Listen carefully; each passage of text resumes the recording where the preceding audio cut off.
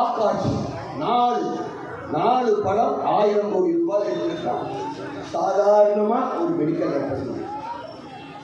இவன் மருமகன் சபரீசன் யாரு தெரியுமா?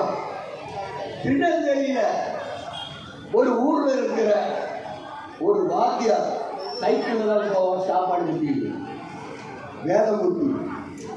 அவரோட பிள்ளையா இங்க மெட்ராஸுக்கு மெடிக்கல் ரெப்ரசன்டேட்டிவ் வேலைக்கு வரலாம்.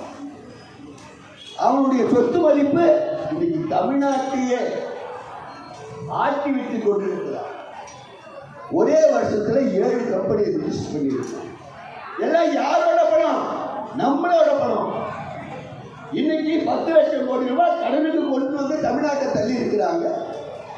1.5 லட்சம் கோடி ரூபாய்க்கு எல்லாத்துக்கும் வரி போட்டு விலைவாசி உயர்வு. இந்த பணத்தில் இவங்க என்ன செஞ்சாங்க?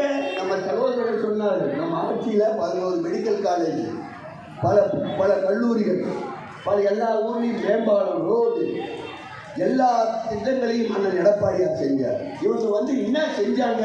ஒன்றும் கிடையாது. 1000 ரூபாய் கொடுத்துட்டாங்க. 1000 ரூபாய் கொடுத்துட்டு இன்னைக்கு மாசத்துக்கு 10,000 ரூபாய்க்கு மேல ஒரு குடும்பத்தில் அந்த குடும்ப தலைவிக்கு பட்ஜெட் கூடி இருக்குது. ஆனால் அவன் கொடுக்குறது 1000 ரூபாய்.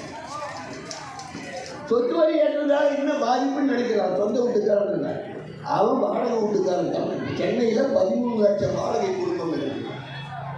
வாடகை இருக்கு. மின்கட்டணத்தை ஏற்றுனா அவங்க ஒரு பில்லு போடுவாங்க. மின்சாரத்துக்கு சப் மீட்டர் போடுறோம் அப்படின்னு சொல்லிட்டு ஹவுஸ் ஓனர் ஒரு கூடுதலாக மின்சார கட்டணத்தை அவங்க வீட்டு சேர்த்து நம்ம கிட்ட வசூல் பண்ணுவாங்க.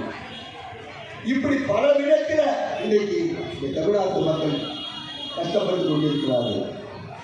இதெல்லாம் இவ்வளோ கஷ்டம் இருக்குது. துப்புரவு பணியாளர் பிரச்சனை இருக்குது.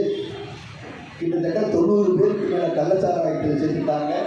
25 பேருக்கு மேலே லாக்அப் மரணம், பாலியல் பலாத்காரங்கள், விலைவாசி ஏற்றம், இப்படியெல்லாம் இருக்கிறப்ப 3 நாளைக்கு முன்னாடி ஒரு 4 கோமாளிகள் ஏறி இங்கே இருக்கிற அனகாபுத்தூரில் காய்கறி வெள்ளத்து நகர், ஸ்டாலின் நகர்னு இருக்கிற இடத்துல நூற்றுக்கணக்கான இஸ்லாமியர்கள் வீடுகளை இடிச்சிருக்காங்க.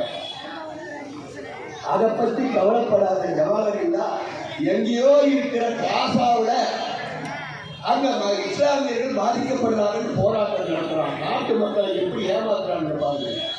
பிரச்சனைகளை திசை திருப்புறாங்க. உள்ளூர்ல கூட ஏறி போய் பிடிக்க முடியாதவன் வானை ஏறி வைகுண்டம் போறான்ற மாதிரி உள்ளூர் பிரச்சனையில இங்கே இஸ்லாமியர் பாதிக்கப்படுறாங்க. அதை பத்தி வாயை திறக்கிறதுக்கு ஏன்னா இவன் அவளை தண்டனை